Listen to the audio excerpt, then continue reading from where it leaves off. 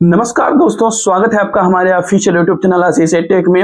आज हम बात करते हैं भोपाल आंदोलन के बारे में। भोपाल आंदोलन वही है जो एमपीईएसबी के द्वारा जितनी भी परीक्षाएं आयोजित की जा रही है उसका रिजल्ट जो है परसेंटाइल में निकाला जा रहा है। दोस्तों, परसेंटाइल में निकाले जाने से हो क्या रहा है कि आपको एग्जैक्ट जो है तो नॉर्मलाइजेशन के बाद नंबर नहीं पता चल पा रहा है और आप परसेंटाइल में के उस भ्रम में या परसेंटाइल के घेरे में फंस करके आप अपने मूल्यांकन सही तरीके से नहीं कर पा रहे हैं।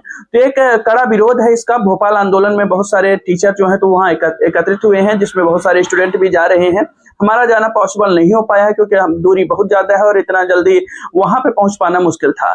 तो हम पहुंच तो नहीं पाए, लेकिन अपने वीडियो के माध्यम से, अपने इस चैनल के माध्यम से हम आप लोगों के साथ हैं। चाहे हम बात करें एमपी ग्रुप 5 का रिजल्ट आया, उसमें परसेंटाइल के माध्यम से रिजल्ट दिया गया था।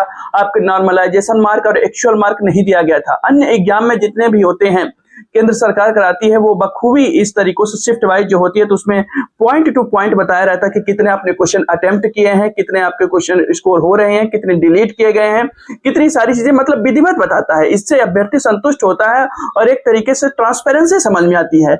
लेकिन जो इस तरीके से ग्रुप 5 का रिजल्ट जारी किया गया, जो कि आगामी जितने भी रिजल्ट हैं वो इसी तरीके से जारी किया जाएगा, जो उसने नया एक नॉर्मलाइजेशन के लिए एक फार्मूला बनाया है, वो कटघरे में इस आयोग को खड़ा करता है और कहीं ना कहीं स्कैम होने के चांसेस को बढ़ावा मिलता है।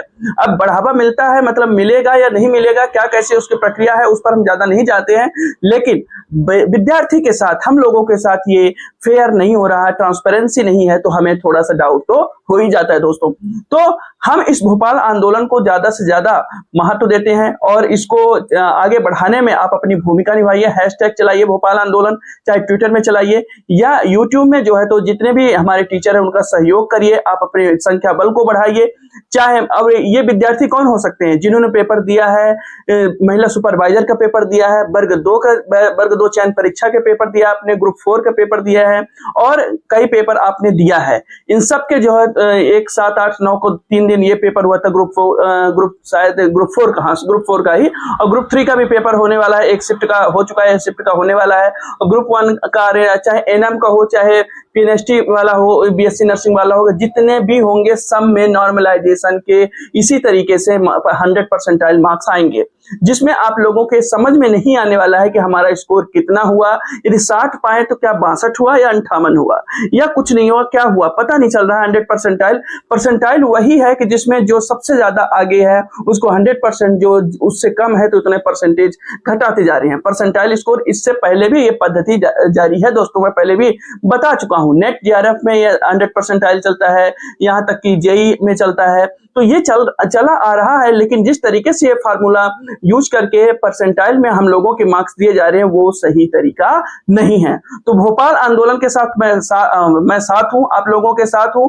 आप लोग अपनी संख्या बल को बढ़ाइए और सभी कैंडिडेट, चाहे महिला पर्यवेक्षक हो, वर्ग 2 के हो या ग्रुप 4 के हो, जितने भी हो, और यहाँ तक कि वो ग्रुप 5 वाले भी जिनके रिजल्ट जारी किए गए हैं, वो सभी लोग सामने आइए और अपनी बातें रखिए कमेंट के माध्यम से। यूट्यूब में जितने भी टीचर हैं उनको सपोर्ट करते हुए नजर आइए और यहां तक कि ट्विटर में हैशटैग भी चलाइए, तब सरकार के कान में जुड़ेगी कि दोस्तों अन्यथा कुछ होने वाला नहीं है। तो आप लोग आइए हमारे साथ भोपाल आंदोलन के, एक बार फिर से कहते हैं कि भोपाल आंदोलन सक्सेसफुल बनाने में आप लोगों की अहम भूमिका होनी चाहिए। तो संख्या बल बढ़ाना है दोस्तों। धन्यवाद।